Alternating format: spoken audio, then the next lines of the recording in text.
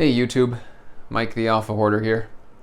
If you don't know me, I hoard and collect alpha cards. I can't get enough of them, and my friends and my family, they all think I'm insane, and maybe I am. So I wandered out into this void of YouTube, and now I talk to myself and share and document my collection with you guys. So today I'm adding a really epic card to my hoard, and I can't wait to do that, but it's not going to be until the very end. First, we're going to discuss, is your card gradable? Now, believe it or not, this is actually a viewer requested video. I am both amazed and very grateful that anybody at all is checking out my channel, but I actually do have a handful of regular viewers, and it's pretty awesome. So thank you guys. I love sharing this stuff, and I love having conversations with cool people. So anyway, first of all, why would you grade a card? There's three main reasons. First, high grades command a premium. 9s even, 9.5s, 10s, black labels. These can sell for 2 to 4 times what a near mint raw might sell for, and a black label can be 10 times. They're just so incredibly rare. Another reason is preservation of the card. It's just easier to store it safely long term if it's encased in plastic. So, if it's a very sentimental card or a very expensive card, this is a great way to prevent damage long term. And then it's also often easier to sell a card that's graded. And liquidity is something that I talk about a lot. I think it's very important. And so anything that makes a card easier to sell is adding some value. For one thing, a card that is slabbed will tend to be trusted a little bit more by buyers because it's authenticated. Subgrades also can really help where pictures often fail. I see so many listings with bad lighting, or even with good lighting, it's hard to see what's going on the surface. And so giving some more information to buyers just makes it easier. It lowers the friction of a sale, which is a good thing to do. And then there's some dealers and consigners that just prefer to work with graded cards. So if your cards are graded, you have a few more options as far as how to sell them down the road. And then there's also a little less chance of funny business from a buyer. You send a guy an alpha card, and he says, "Hey man, you sent me a beta. I want a refund," and he sends it back, and he sends you a beta or a fake card or whatever, and you're kind of screwed. A lot of these platforms side with the buyers, so it's your word against theirs. You're out your alpha card.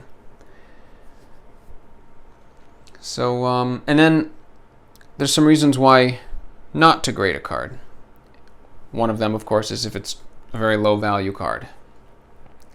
Even if a low value card gets a 9.5, the premium that might command, the multiplier that might add to the card value, may not even overcome the grading fees. So that's something to be aware of. Another thing is low grade cards, 7s, lower than that. In my experience, an 8 or less really commands no premium at all. In some cases, an 8.5 really just is on parity with a near mint raw. For some cards, an 8.5 actually does do a little bit of a premium.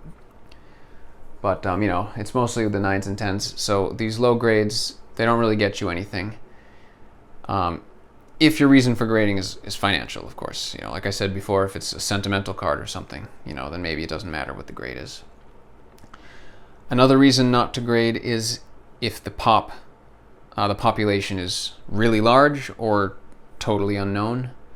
A really large population will lower the premium. And so if you don't know the population, that could be a reason. Anything very modern is risky in this category. The grading companies were closed for a while, and so the pops are sort of skyrocketing in some cards as these companies work through their backlogs. This killed flippers in the Pokemon space. People were sending all these modern cards to get graded, and now that the pop report is filling in, it's just, there's so many of them, there's no reason for a premium. Anyway, so that's why you might want to and might not want to get your cards graded. So I'll talk a little bit about it. What do I know? Well, I've graded a few hundred cards, all with BGS. So I don't have a lot of experience with the other companies.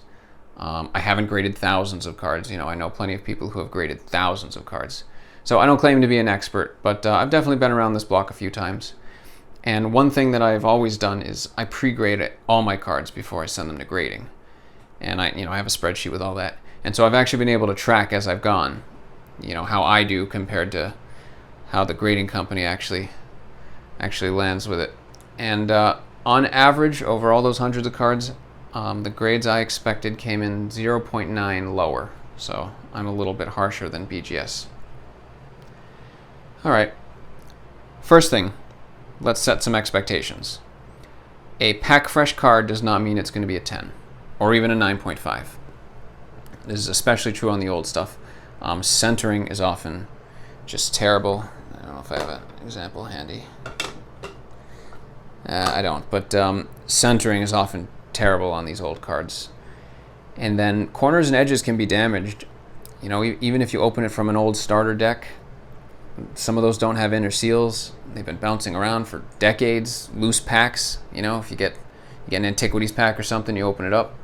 You don't know how that's been handled, dropped, slid around, stacked up, thrown in a bucket. And then you've got print dots and all kinds of other anomalies. So opening a pack doesn't guarantee the real high grades. And then the other thing you're up against is just consistency.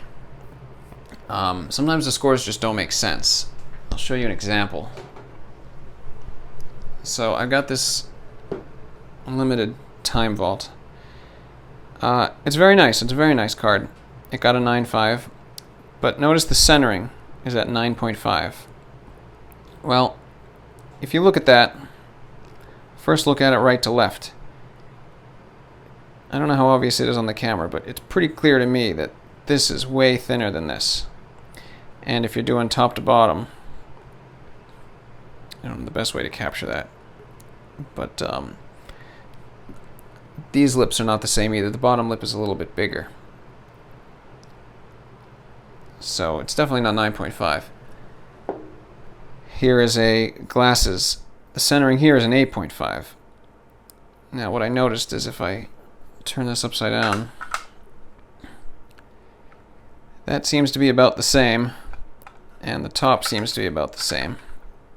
So it seems to be off by just about as much on, right, left, and top, bottom. And this one probably more accurately got an 8.5, whereas this one got a 9.5. So, point being, the grades can be a little bit arbitrary, at the whim of the grader. It's going to depend on their mood, their attentiveness, how many cards they've done. It's going to depend on the current pop report on that card, for sure. And so you just need to meter your expectations a bit. Just because your card looks beautiful doesn't mean you really know what's going to happen when it comes back. And another thing to note is BGS has graded 39,500 alpha cards, according to their population report. They have given out 12 black labels, and they have given out 236 10s. So if you do the math on that, getting a 10 or higher is only 0.5% of the cards that are submitted. And getting a black label is 0.03%. So even if you have a card that came from a pack and it is pristine, probably not going to get that black label. So have those expectations. Now, how to decide if your card is worth grading. The easiest way to do this is really just with examples. So I pulled up a bunch of golems here that are ranging in condition from the worst to the nicest raw copies that I've got. So the first thing that BGS does is break it into 4 subgrades. Whether you pay for the subgrade or not, I believe they're evaluating the card based on all the standards. I don't know that for a fact, but it would make sense. So your 4 main conditions are your edges, your corners, your centering, top, bottom, and right, left, front and back. and your surface. So, edges.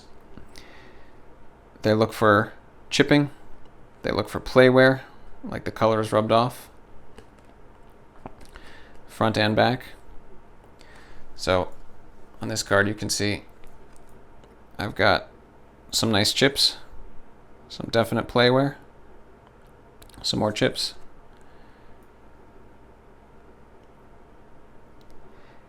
According to their grading specifications, slight imperfections under close examination will get an 8, and virtually mint to the naked eye will get a 9.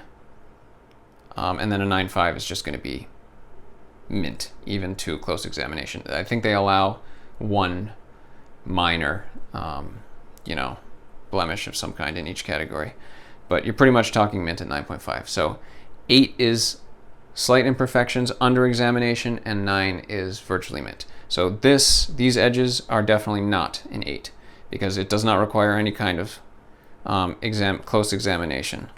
This is obviously not. Corners, same thing. They're looking for proper shape, whereas this one is worn down a bit. There's play wear leaking onto the corner, chipping, things like that. Pretty much the same for how they define corners. An 8 means slight imperfections under close examination, and a 9 means mint upon close inspection, allowing a single exception, I think. Centering, they're going to look at the border between the printed edge of the frame and the actual edge of the card on the right and the left, and they'll take a ratio. So a perfectly center card would be 50-50. They will allow 60-40 for an 8. And then on the back, they're more lenient. It can be 80-20. PSA allows 70-30 or 90-10 on the back for an 8. To get to a 9, you need 55-45 or 65-35 for PSA for a 9. So corners here and edges are obviously below an 8. Centering, I don't have a tool to get the actual ratio here, but just from looking at it, from a little experience, I would say this is between 7 or 8 for the centering. It's not that centered. This margin is close to double that margin. And then surface, this is where they're looking for scratches, bends or folds, things like that. For BGS, an 8 means specks of visible chipping or very minor scratches, and a 9 means the scratches are barely noticeable to the naked eye. So in this case, if I put a little bit of glare on the card, the scratches are obvious. There's one here, there's one here, there's one here.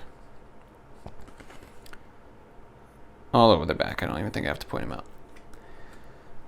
So this card would not be gradable. Slide all the way to the other end here. This is a very clean copy.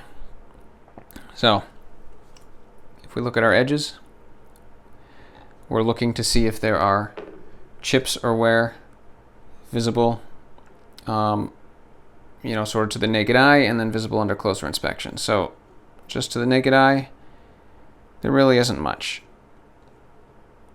These are clean edges. On the back, I got minor specks, little tiny dot. But these are the sort of edges that would definitely pass level 8. This is probably at a 9 for edges. Corners is the same sort of thing. I got a couple more chips on this corner here too. The shape of the corner is clean.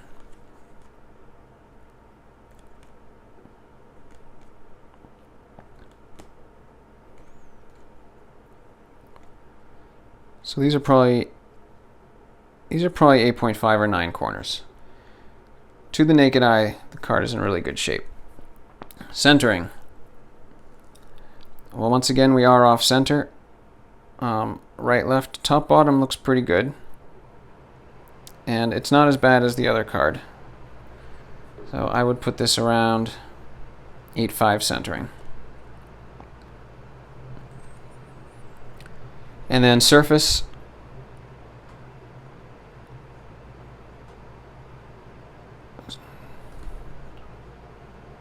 pretty much no imperfections to the naked eye.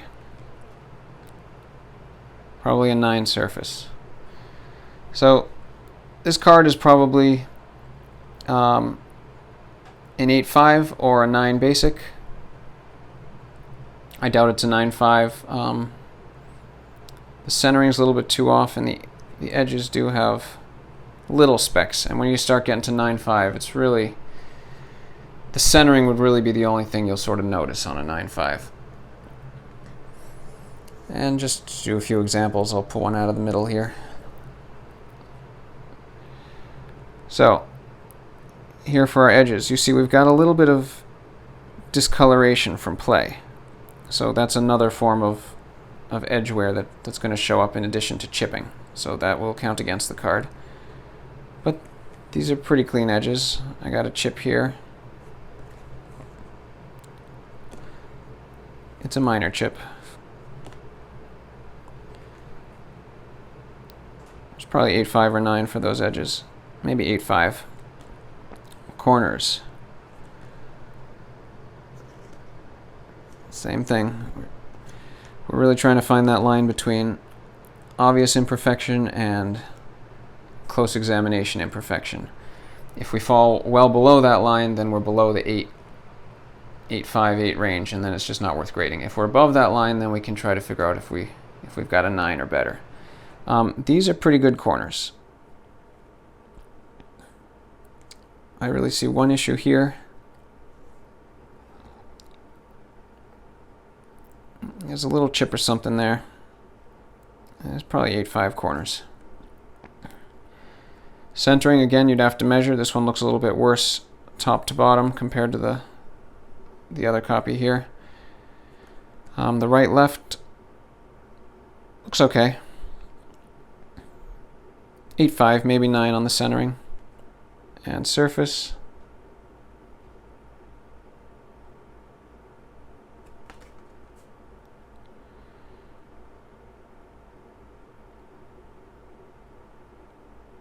Surface is pretty clean. I see a few places where the reflections show me that there's a little bit of damage to the cardstock. Something here. But you see the difference between these two cards is subtle. But you know, eye appeal tends to give it away. The edge wear up here is probably a little worse than I indicated, just because of the discoloration. I'm not going to do all these cards, but again, the best way to do this really is just with examples. So the more obvious the chip, you know, the more that's going to count against you. These are probably seven edges. Maybe 7.5, because I tend to be too hard on it. Corners are okay.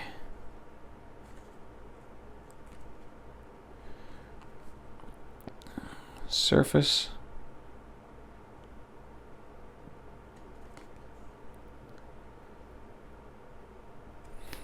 Surface isn't bad, but just because of these chipping, remember you're not going to get more than 1 point above the lowest. And so, you know, this might be bad enough to get a 6.5 or a 7. So this is probably an 8. Anyway, maybe that gives you the idea.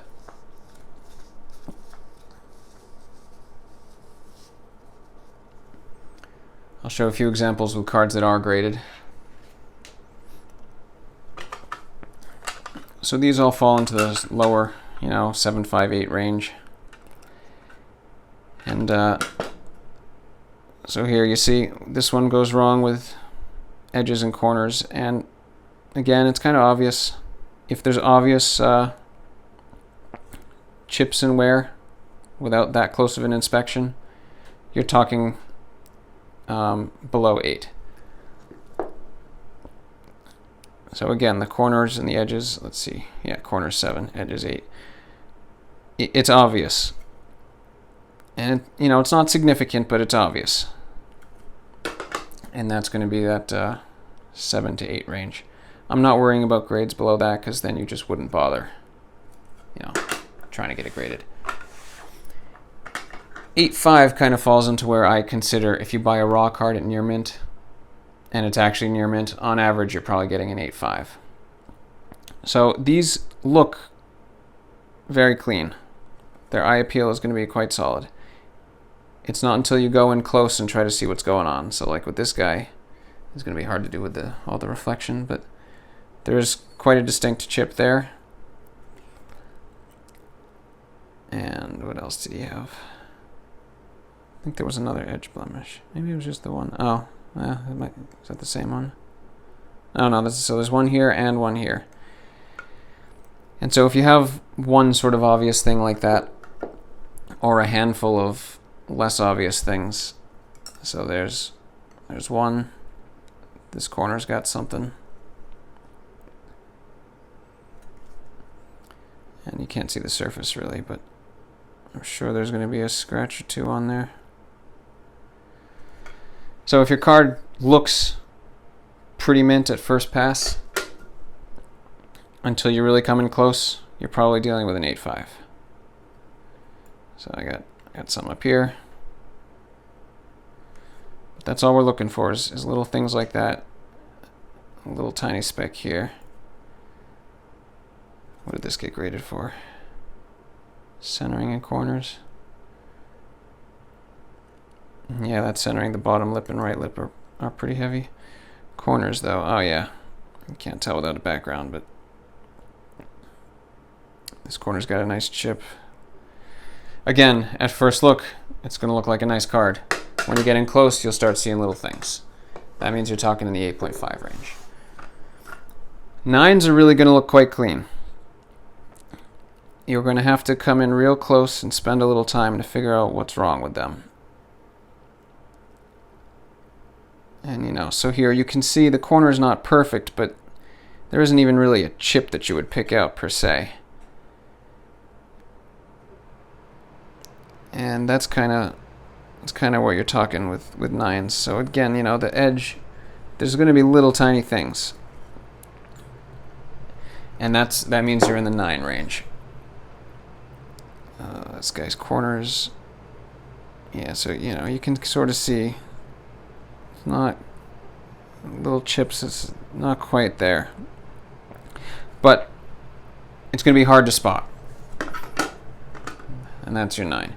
8.5s, it's not so much that it's hard to spot, but you do have to come in close and look. 9s, you're going to have to search around to figure out what's wrong, but it'll be there. Yeah, so this one, I bet corner. Yeah, see, what is it? Yeah, the corners. So, you know,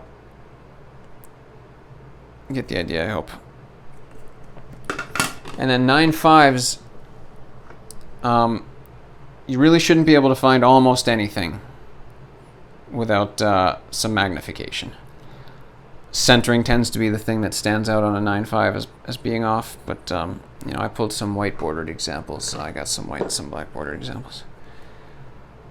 But even to a close inspection, you know, this is going to be pretty solid. Again, allowing for the fact that some of this is just at the whim of the grader. You know, like there is just a hint of a nick on that corner. Some graders would give that a 9. So this is how randomness works into it. Same idea. If you really come in close, even under magnification, and just everything is rock solid, that's when you're dealing with a 9.5. There's really no edge nicks. The corners are spot on. The centering is very close. I mean, I guess it kind of seems obvious as I'm saying it, but it just takes a little while of staring at the different grades to get the sense of it. All right, so that's pretty much the rundown. So I got a couple things I'm going to add to the hoard.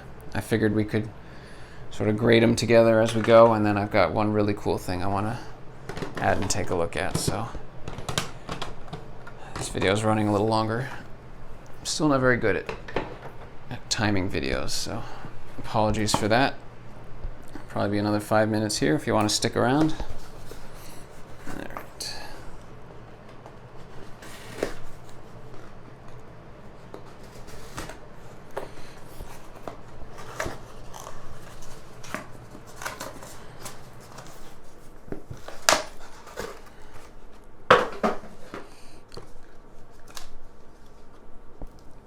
Right. Fine addition to the hoard.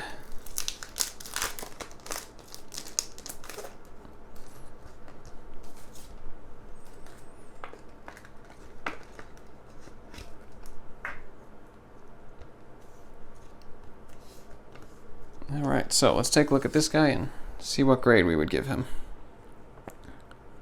So first, the basic checks for inking,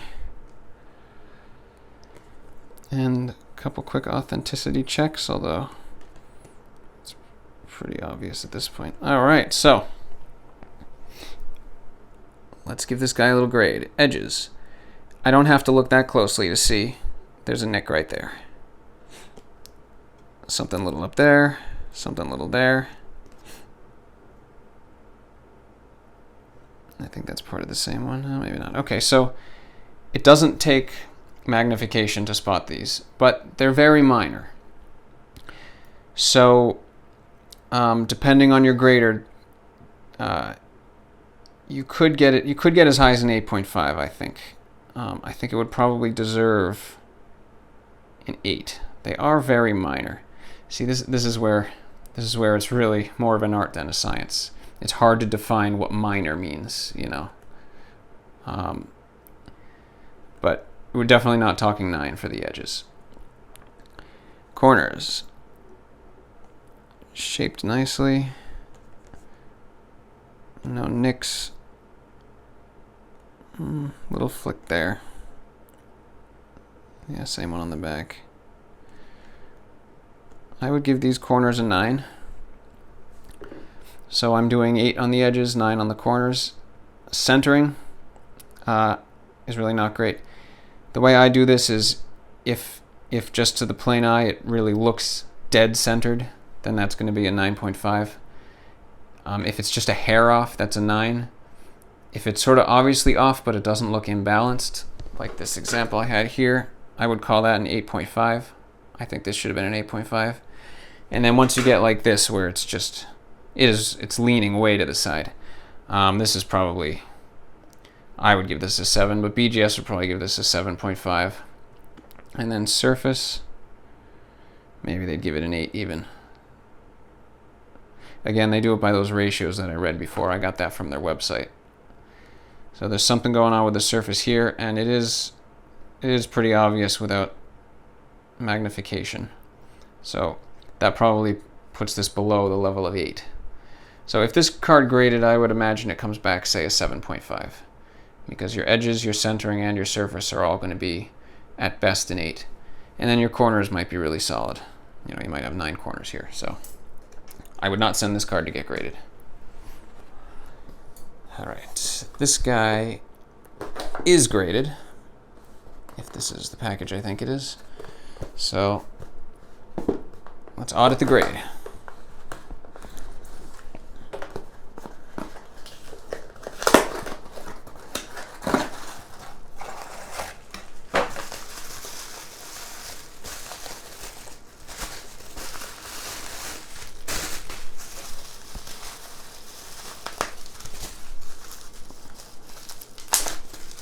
Oh, this is CGC. Let's audit CGC's grading.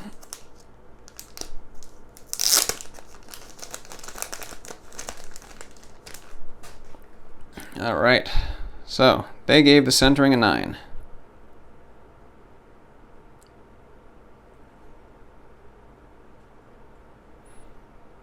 I could go with that. Definitely right, left. Top, bottom, this slip is definitely bigger than this one. I would probably do an 8.5 on the centering, but all right. surface 8.5. Surface is pretty hard to check once it's slabbed. You can't tell if you're seeing a scratch on the case or on the card.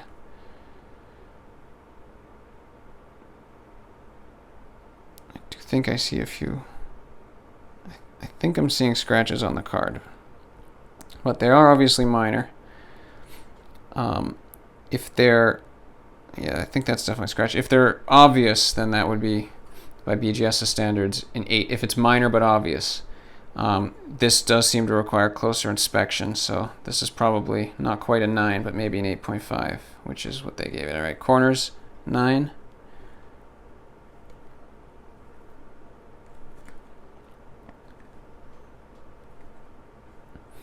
I would actually say 9.5 on the corners. I don't see anything wrong with them. So, you know, under magnification, if there is something minor, then that would be a 9. Whereas if under magnification they continue to look as pristine as they seem to, that would really be a 9.5. And then edges. Clean edges. A little something on the bottom there.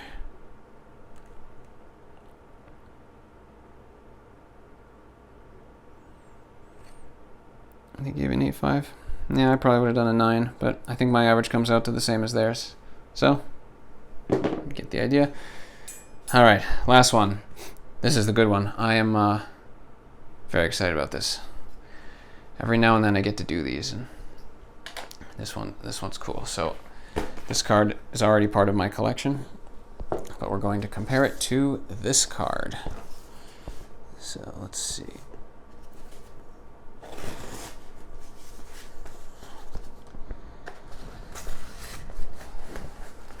Tape this shut on me. This is the sorry, I'm trying to conceal the address while I open it.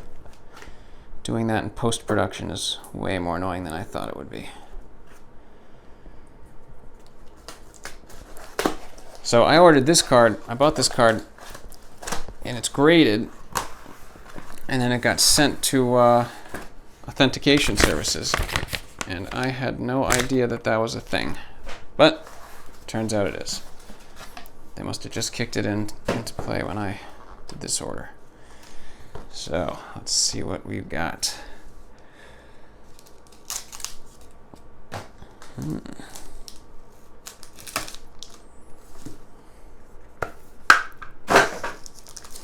I will be breaking this guy out and putting him into my binder. That's why I'm so eager to get a hold of him, because I love this guy, but you can't put a slab in a binder.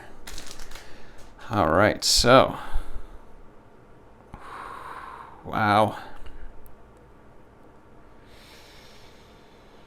Wow.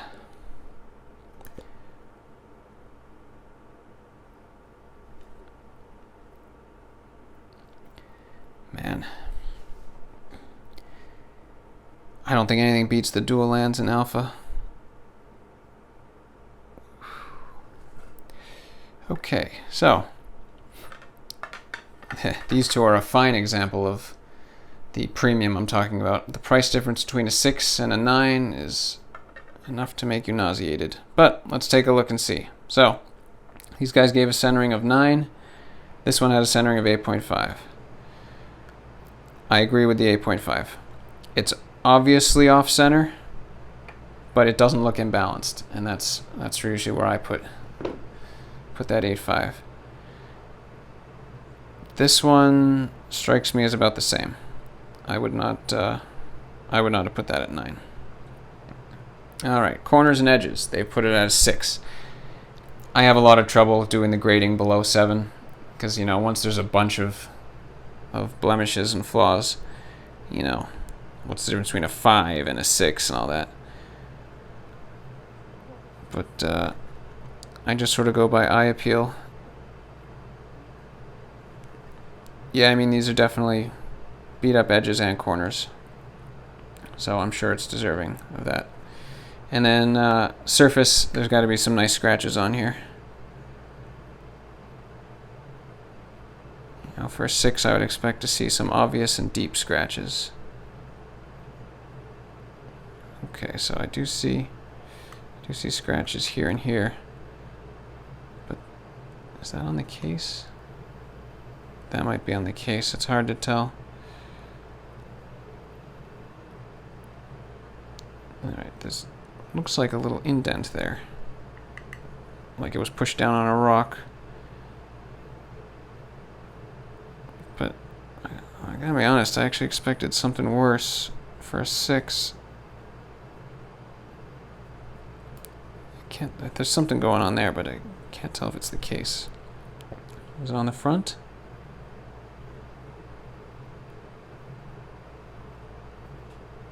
Hard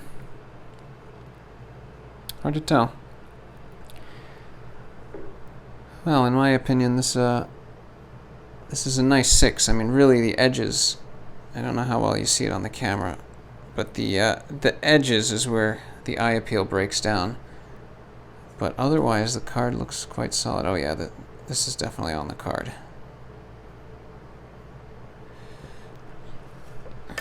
So now Underground Sea is an example of one of the exceptions. If you have a card like this, probably doesn't matter what grade it's going to get. This you can send in to get graded. But with the exception of the super high-end stuff, you know, I don't think it'd be worth grading a 6. Look at that. Halfway to a playset. Wow. Alright, sorry this ran so long. I didn't expect it to, but hopefully some of that was informative. And thanks for joining me. We're back in the workshop. Time to crack this open.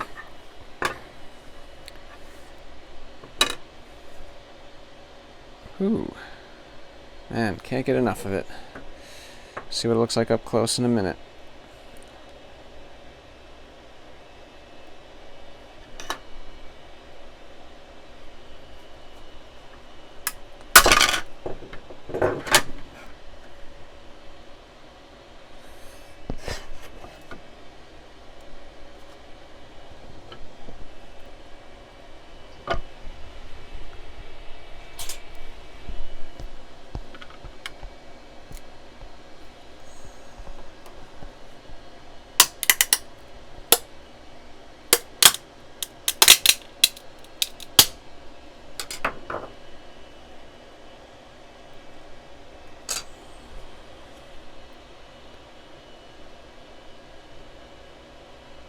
Wow, Underground Sea.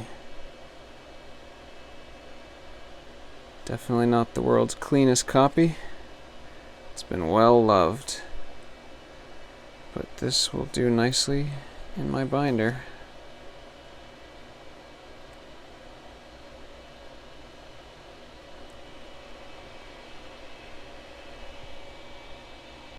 Thanks for watching the video. If you enjoyed it, then why don't you start putting deodorant on your knees and see if anybody notices. See you next time.